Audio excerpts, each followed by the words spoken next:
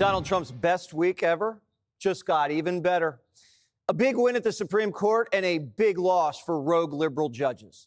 Small ball district judges are no longer allowed to stop the president's agenda. Liberal lawyers can't sue every time Trump acts and get an Obama-Biden judge to issue a nationwide injunction. The ruling was 6-3.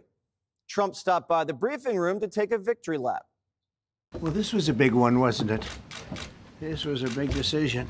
This morning, the Supreme Court has delivered a monumental victory for the Constitution, the separation of powers, and the rule of law. It gives power back to people that should have it, including Congress, including the presidency.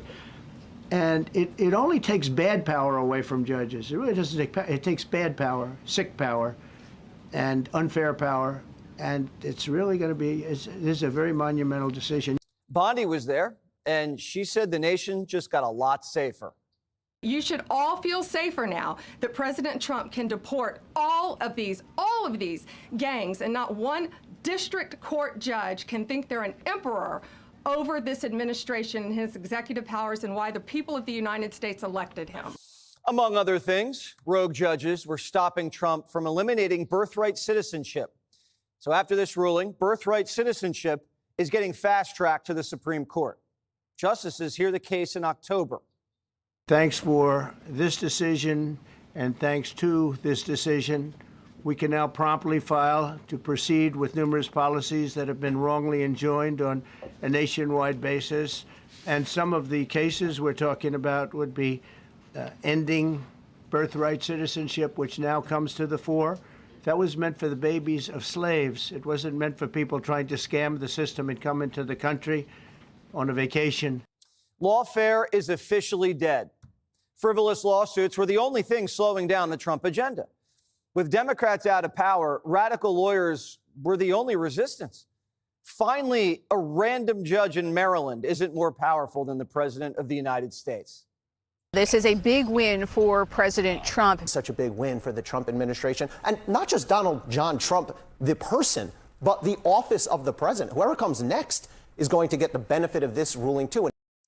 DOJ cuts, so-called anchor babies, sanctuary cities, banning child sex change surgeries, all get free and fair hearings at the Supreme Court immediately. The Supreme Court just admitted Trump wasn't abusing his power. Out-of-control judges were. They lost the case and the moral high ground. More good news for America. The stock market just hit an all-time high today. Sorry, Panikins. And top economists are confessing that Trump was right about tariffs. Mr. President, a leading global economist just did a 180 and says your tariff plan, you may have outsmarted everybody with it. What is your message? I love this. I love this question. This is the favorite. This is the best question I've ever been asked, because I've been going through abuse for years on this. But Mr. Because as you know, we're taking in hundreds of billions of dollars, no inflation whatsoever. It didn't end there. Gas prices just hit 4-year lows right before summer. So cheap that Congress can drive to work next week to watch Trump sign his big, beautiful bill. Everyone working together, Leader Thune, Speaker Johnson, with President Trump's assistance, have been able to move narrow majorities forward. And I think we're going to be able to bring this home. The president will be signing the bill on July 4th. You know what goes well with beer, barbecue, and fireworks? No tax on tips. Trump isn't even taking credit for it. He's giving it to a beautiful waitress. I will never say good-looking waitress, because looks don't matter anymore, you know, in our modern society. She happened to be beautiful, but I won't say that. I won't mention that. But nevertheless, a waitress came over, and I said, "How are you doing?" She said, "Not good, sir." "Why?" "The government is killing me on tips." And she looked at me, she said, "Sir, there should be no tax on tips." I said, "Say it again." "There should be no tax on tips." I said, "That's the coolest thing I've ever heard." Now, the media wouldn't let him leave. Donald Trump was in the briefing room for an hour. That's more time in one day than Biden was in the briefing room his whole term. By the way, so many questions. Should we keep this going, Pam? This is the opposite of Biden. Biden would take a half a question and he'd leave without answering it. He didn't stop there. Today, he signed another peace deal. this time in Africa. Rwanda and the Congo came to the White House to end their 30-year war. The peace treaty was brokered by Trump and Rubio, and the Africans say Biden just hung up the phones on them. Many American presidents overlooked this conflict. They didn't do nothing. Even myself, I covered President Biden's administration. I pressed many times about this conflict. People are dying in Congo. This country has so much potential, but they need help because this war is destroying the country. Right. They never gave me any answer. I shouldn't say this because it's politically incorrect. She said, she's beautiful, and you are beautiful. I'm not allowed to say that, that could be the end of my political career, but I said it anyway. But you are beautiful, and you're beautiful inside. Soon, Africa will be calling him daddy, too. Of course, Trump got a little something from the deal, the M word. Was able to get them together and sell it. And not only that, we're getting for the United States a lot of the mineral rights from the Congo as part of it. They're so honored to be here. They never thought they'd be coming to. Look, this is a very tough part of the world. They never thought, they were just telling me, they never thought they'd ever be coming to the White House. It was a historic day at the White House.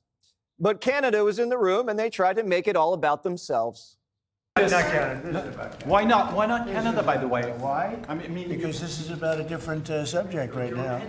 This is right now actually a much more important subject. We just ended a war that was going on for 30 years where 6 million people died. So don't ask me a trade question on Canada. The only way Canada can get our attention, 51st state, or we can't hear you. We're too busy doing deals. We've had a big week. We've had a big week. We've had a lot of victories this week. NATO was a tremendous victory. The war was a tremendous. Look, we were talking about this for 30 years, about Iran being nuclear. And all I said is it will not be nuclear, and it's not going to be nuclear. And, I want to give credit to a lot of people, and most importantly to our great military. Boy, they put out that fire. Once that happened, once those bombs got dropped, that war was over. That war was over. But I just want to compliment them. You know who isn't having a big week? The Ayatollah. He's hiding in his cave, and he's lying through his teeth. I'm going to respond to the Ayatollah's statement yesterday that we won the war. Oh, God, we won the war. And I said, look, you're a man of great faith, a man who's highly respected in this country. You have to tell the truth. You got beat to hell. As you know, their sites were obliterated. They're very evil nuclear sites. They were, now has been proven. They hit it right down in the spot, 52,000 feet. Think of this dark, no moon, you couldn't see a thing. And they hit the refrigerator door, as they say. That's the size of a target. And overwhelmingly, and it's amazing what was done. We're the only ones that could have done it. Donald Trump says he's the only thing keeping the Ayatollah alive. Quote, I wish the leadership of Iran would realize that you often get more with honey than you do with vinegar. Peace. Democrats are singing the same tune as the Ayatollah. They say our bombs don't work, and they don't say thank you. They're just finding something to attack them. I mean, that's it. There is no position. There is no goal. There is no set of ideas. It is just, what can we find a way to attack Trump? How can we say that he's a failure or what he did is not a success? Or I just, at this point, kind of, you start to lose credibility when on every single instance, you're just saying, nope, not good. Nope, not good. Nope, not good. Trump gave a beautiful waitress credit for no tax on tips. Why can't Democrats give him credit for the Iranian hit? The party split. Some are calling the president a war criminal, and others are calling him an American hero. I don't agree with the president of the United States. Do not, on many, many issues. But you have to admire that when the United States says all options are on the table, he just proved all options on the table. And China and Russia and even North Korea have to step back because that has a level of deterrence. So the blast radius of this goes much farther. Democrats have to face the music. There's only one commander-in-chief, and he conducted quite a week. Click here to subscribe to the Fox News YouTube page to catch our hottest interviews and most compelling analysis. You won't get it anywhere else.